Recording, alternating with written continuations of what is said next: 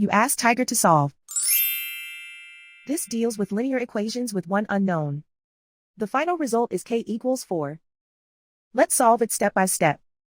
Group all constants on the right side of the equation. Subtract 4 from both sides. Simplify the arithmetic.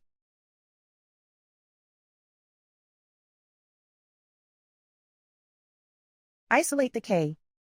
Multiply both sides by 2.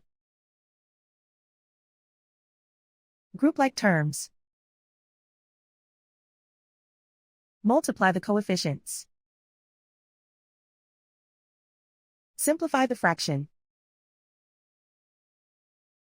Simplify the arithmetic. And so the final result is k equals 4.